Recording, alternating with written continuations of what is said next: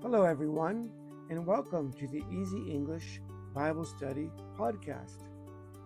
My name is David Gray, and together we're going to study the Bible and learn some English. Okay, let's get started.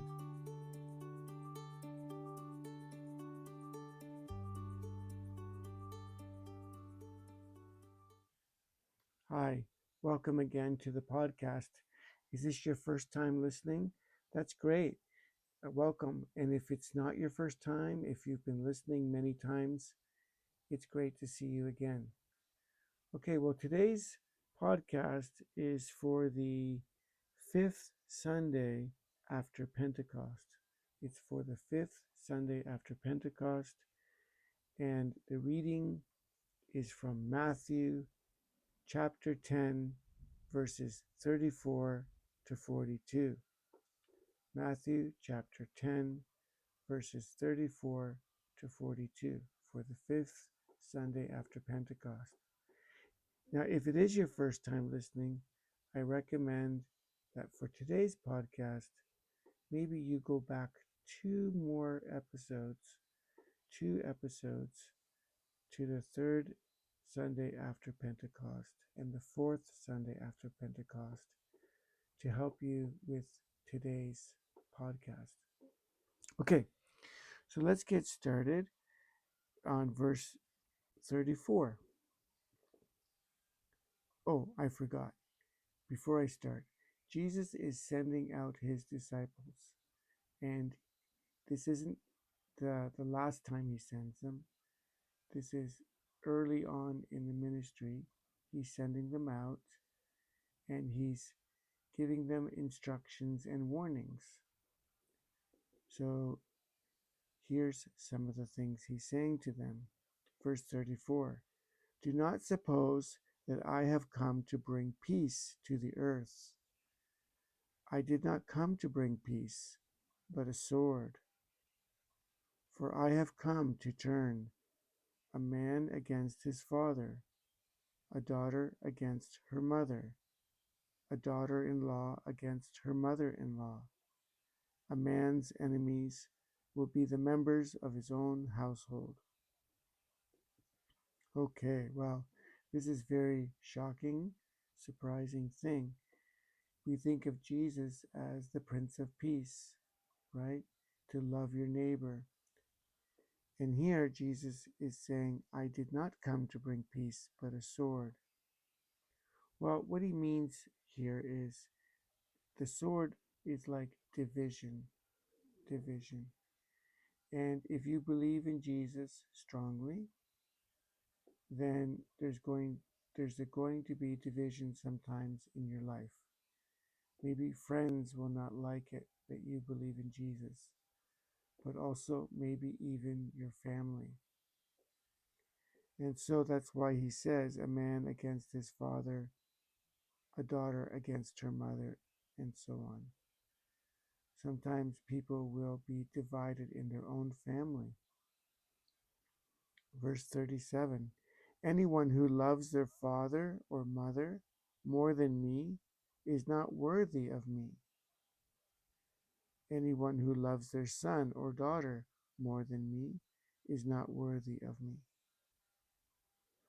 So, of course, we love our family. Of course, we love our parents. We love our children. We should love them, right? But even if it's difficult, but we love our family. But Jesus is not saying don't love your family. What he's saying is you must love me more than your family. Okay? You must love Jesus more than your family. Okay? So, that's not easy to do, is it? That's not easy to do. Um, but Jesus does command it from us. Of course, we should love God more than anyone, right? Okay, let's go on to verse 38. Whoever does not take up their cross and follow me is not worthy of me.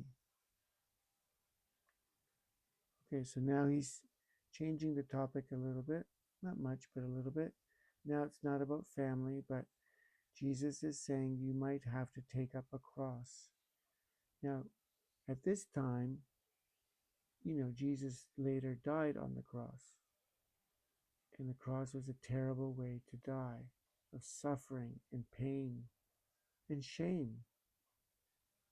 But Jesus was saying that to take up your cross, to take up this kind of difficult burden, this difficult responsibility, we have to take it up. There's going to be difficult things in our life because we're a Christian. We have to take it up. Um, we have to take it. Verse 39, whoever finds their life will lose it, and whoever loses their life for my sake will find it. That's a kind of a contradiction or a paradox. It doesn't sound right, does it? If you want to find your life, you need to lose it. Interesting, eh? You need to be willing to give up your life to God. If you give up your life to God, you will actually find your life.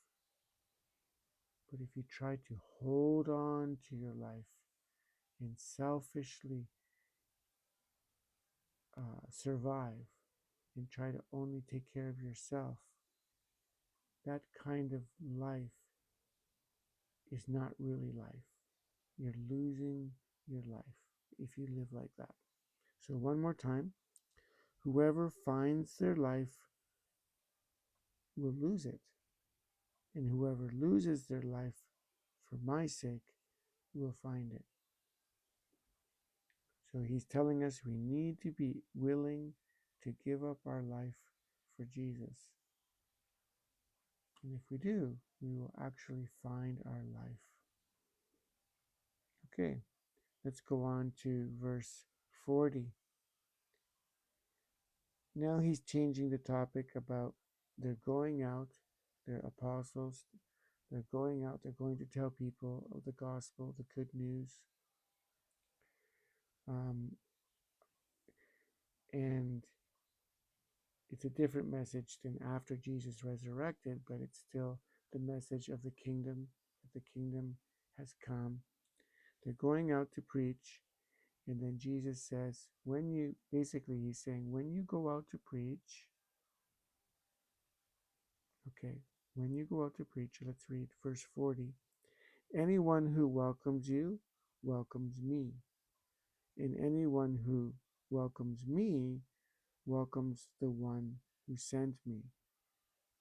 So when somebody welcomes an apostle or someone welcomes a teacher of Jesus, they're welcoming Jesus. And they're also welcoming the one who sent Jesus, which is the Father. You welcome a preacher of Jesus, a teacher of Jesus, you welcome Jesus. Okay. Next. Whoever welcomes a prophet as a prophet will receive a prophet's reward. And whoever welcomes a righteous person as a righteous person will receive a righteous person's reward. So people who are welcoming to prophets, people who are welcoming to a person who's right with God, a righteous person, someone who is living a godly life, if you welcome them, you will be rewarded. Now, what is the reward? It's hard to know. There's many possible. It could be the reward of hearing the message that the person is preaching and believing in the message. It could be more than that. The blessings that the prophet receives, the blessings that the righteous person receives are also shared with the person who hosts, who welcomes the prophet, who welcomes the righteous man. God wants to bless someone like that.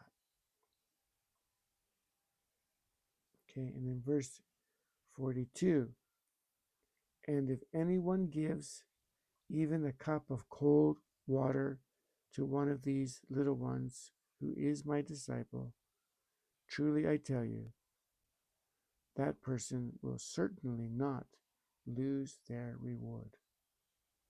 Okay, so God again, Jesus is promising blessings to the people who welcome his disciples, even with just a cup of water. Okay, so that's the end of today's reading. Again, Jesus is telling us to love and be faithful to him even more than the people who are closest to us. And for some of us, that's our family. For many of us, our family are the people who we are closest to, and Jesus demands that we be even closer to him. And we need to take up our cross. For me, my takeaway is actually verse 39 is a verse that always kind of impresses me. It leaves a strong impression on me. Let's read it again. Verse 39, whoever finds their life will lose it, and whoever loses their life for my sake will find it. For me, I find I often worry about the future, or I worry about, is something going to be okay? And I get nervous maybe or tense, and I want to hold on to it with a tight grip. I want control in my life, right? And for me, wanting control, wanting to find my life, do it myself, that's the temptation, right? But to give that up, to trust in God,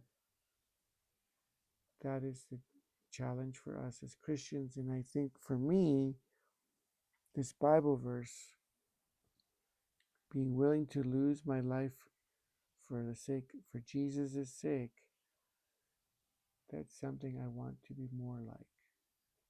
To let God be in control of my life. That's my takeaway today.